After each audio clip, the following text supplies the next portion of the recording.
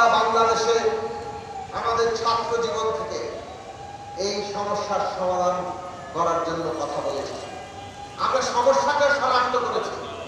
বাংলাদেশের রাষ্ট্রের প্রধান রোগ আমাদের ক্ষমতা কাঠামোর মধ্যে, ওই সংবিধান যে ক্ষমতা কাঠামো তৈরি করেছে তার মধ্যেই আমাদের রোগ আছে। ফলে ক্ষমতায় যে যায় সেই স্বৈরাচারী করে তাকে ভোট দিয়ে পাঠান আর সে ক্ষমতা দখল করে থাকুন।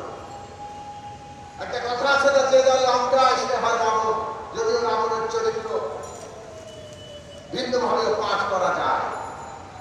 কিন্তু এই যে কথাটার অর্থ হচ্ছে ক্ষমতার মস্তকে যে বসে সে স্বৈরাচারী হয়েছে, কারণ এই মস্তকটাই স্বৈরাচারী কাঠামোর মধ্যে ছিল। আমরা বলেছিলাম যে গণতন্ত্র করতে হলে গণতান্ত্রিক ক্ষমতা কাঠামো লাগবে। এই সংবিধানের স্বৈরাচারী ক্ষমতা কাঠামো বদলে বলতে হবে। পুরনো যে রাজনৈতিক বন্দোবস্ত সেটা ফ্যাসিবাদকে প্রতিষ্ঠা করেছে। আমাদের দরকার নতুন গণতান্ত্রিক রাজনৈতিক বন্দোবস্ত। আমরা আন্দোলন দেখেছি, সংগ্রাম দেখেছি, আমরা নিজেরা আন্দোলন করেছি, আমরা মার খেয়েছি, হামলা মামলার শিকার হয়েছি, জেল জুলুম ভুলিয়া পুলিশের গুলি, শত শত কর্মী খুন হওয়া, সমস্ত কিছু অতিক্রম করে তারপরে ফ্যাসিবাদকে আমরা পরাজিত করতে পারি। সারা দেশের মানুষ না নামলে ফ্যাসিবাদ পালায় না। অবশেষে সেই জুলাই আগস্টে সেই মহেন্দ্র ফল এসেছে। আমাদের ছাত্ররা যখন বুক পেতে দিয়েছেন, সারা দেশের মানুষ যে বারুদের স্তূপ হয়েছিল সেইখানে স্ফুলিঙ্গ আকারে ওয়াসিম আবু সাঈদরা এসেছে আর সারা দেশে দাবানল তৈরি হয়েছে। ওই দাবানলে শেখ হাসিনা পুড়ে গিয়েছে, তাকে পালিয়ে যেতে হয়েছে। আমরা প্রতিষ্ঠা করতে পেরেছি যে ফ্যাসিবাদী খালি পালালে হবে না, ফ্যাসিবাদী ব্যবস্থাটাও শেষ করতে হবে। এটা এখন জাতীয় লক্ষ্যে পরিণত হয়েছে। তবে বাংলাদেশে এইবার গুরুত্বপূর্ণ বিষয় কি, 90-এর আন্দোলনে যেটা পারা যায় না, স্বৈরাচার উৎখাত হয়েছে, কিন্তু স্বৈরাচারী ব্যবস্থাকে উৎখাত করার ব্যাপারে রাজনৈতিক চৈতন্য, রাজনৈতিক লক্ষ্য, কর্মসূচি সেটা তখন অতটা স্পষ্ট ছিল না। কিন্তু এইবার কর্মসূচি আন্দোলনে আগে থেকে ফ্যাসিবাদের পতন এবং শাসন ব্যবস্থা এবং ফ্যাসিবাদী ব্যবস্থার বদল ঘটানোটাকে রাজনৈতিক লক্ষ্য হিসেবে ঠিক করা হয়েছিল। আর সেই কারণে রাজনৈতিক দলগুলো 31 দফা দিয়েছে। কিন্তু আমাদের এই অভ্যুত্থান মানুষের আশা আকাঙ্ক্ষাকে আরো প্রসারিত করেছে। আপনারা লক্ষ্য করছেন, টেলিভিশনে দেখেন, রাজনৈতিক ব্যবস্থা নিয়ে আমরা আলোচনা করছি এবং সেইখানে অনেকগুলো গুরুত্বপূর্ণ বিষয় ইতিমধ্যে ঐক্যমত্য তৈরি হয়েছে। আপনারা যাদের এমপি করে পাঠাবেন তারা ওইখানে গিয়ে হাত তোলা এমপি ছিল। আমরা ঐক্যমত্য হয়েছি যে সংবিধানের 70 অনুচ্ছেদ এটা সংস্কার করা হবে। এমপিরা স্বাধীনভাবে ভোট দিতে পারবে সরকার গঠন আর বাজেট বাদ দিয়ে। আমরা ঐক্যমত্য হয়েছি একজন ব্যক্তি তার জীবনের 10 বছরের বেশি প্রধানমন্ত্রী থাকতে পারবেন না। বাংলাদেশের মতো দেশে এটা কিন্তু একটা গুরুত্বপূর্ণ অর্জন। আমরা একমত হয়েছি বিচার বিভাগ সম্পূর্ণ স্বাধীন হবে এবং উচ্চ আদালতের যে প্রধান বিচারপতি তিনি জ্যেষ্ঠতার নির্বাচিত হবেন, নিযুক্ত হবেন। সবচেয়ে যিনি জ্যেষ্ঠ তিনি উচ্চ আদালতের প্রধান বিচারপতি হবেন, যাতে তাকে কেউ দলীয়করণ করতে না পারে। আমরা একমত হয়েছি বাংলাদেশে আগামী দিনের নির্বাচন কমিশনের নিয়োগ এটা সরকারি দলের হাতে থাকবে না। এটা সরকার, বিরোধী দল এবং বিচার বিভাগের প্রতিনিধিদের নিয়ে 5 জনের একটা কমিটি নির্বাচন কমিশনের নিয়োগ দিবে। এইরকম অনেকগুলো গুরুত্বপূর্ণ প্রশ্নে আমরা একমত হয়েছি। কিন্তু আমাদের আরো অনেকগুলো বিষয়ে একমত হতে হবে। এই দেশে আরো বেশ কিছু সাংবিধানিক প্রতিষ্ঠান আছে, দুর্নীতি দমন কমিশন,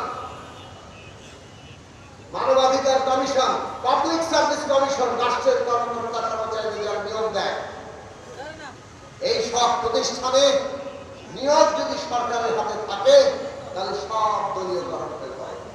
ওইখান থেকে আবার সরকার পুরো রাষ্ট্র শক্তিকে নিজের মতো করে ব্যবহার করতে পারে।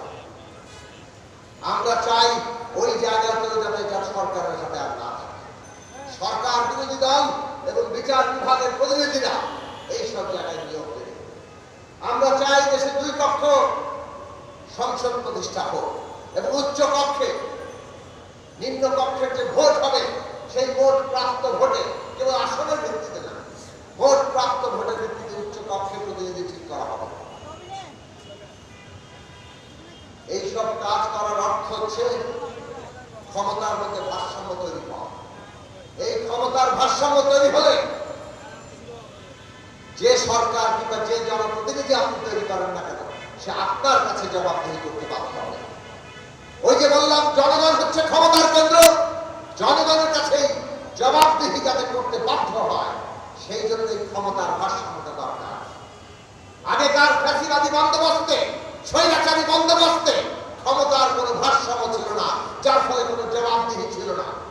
আমরা এখন যে ক্ষমতা ব্যবস্থা তৈরি করছি সেই ক্ষমতা ব্যবস্থায় যাদেরকেই আপনারা জনপ্রতিনিধি করে পাঠাবেন তারা যাতে জবাবদিহি করতে বাধ্য হয় সেইখানে এই ক্ষমতার ভারসাম্যটা তৈরি করতে হবে। এবং সেটা যতটুকু তৈরি হচ্ছে ঐকমত্যে ততটুকু তো আগামী দিনে বাস্তবায়ন হবেই। যেসব প্রশ্নে আমাদের একমত হব না আমরা আপনাদের কাছে ফেরত আসবো, জনগণের কাছে ফেরত আসবো। জনগণ ঠিক করবে ভোট দিয়ে কোনটা বাংলাদেশে দরকার। আর সেই কারণে এই সংস্কারের যে কাজ চলছে, যেটা আমাদের শহীদের রক্তের ঋণ পরিশোধ করার ব্যাপার, যে শাহাদাত আমাদের দেশকে নতুন করে মুক্ত করেছে, ওই শাহাদাতের ঋণ যদি আমরা শোধ করতে চাই তাহলে বাংলাদেশকে এই গণতান্ত্রিক ভারসাম্যে আমাদের নিয়ে যেতে হবে। আর সেটা করতে হলে সংস্কার কাজ সম্পন্ন করতে হবে। সংস্কার আমরাই করে ফেলতে পারবো নাকি জনগণকে লাগবে? সংস্কার শেষ করতে জনগণকে লাগবে। এই দেশের মালিক জনগণ, জনগণ ঠিক করবে কোন সংস্কার তারা চায়। আর সেই কারণে নির্বাচন দরকার। আমরা আজকাল দেখতে পাচ্ছি অনেকেই নেমেছেন নির্বাচন হলে তো আগের লোকই ক্ষমতায় আসবে। আরে বাংলাদেশের মানুষ যদি নির্বাচন করে আগের লোককেই ক্ষমতায় আনে তাহলে আপনি কে এইটা ঠিক করা যে আপনি সবচেয়ে ভালোটা বোঝেন, পাবলিক কিছু বোঝে না? যে বলে যে নির্বাচন হলে তেমন কিছু হবে না, তার মানে সে পাবলিক সম্পর্কে কি বলে? যে পাবলিক কিছু বোঝে না। পাবলিক হচ্ছে ভোটার। নির্বাচন মানে খালি টাকার খেলা, নির্বাচন মানে খালি হচ্ছে ক্ষমতার বাহুর খেলা। আগামী নির্বাচন টাকার বাহুর খেলা বানাবেন আপনারা?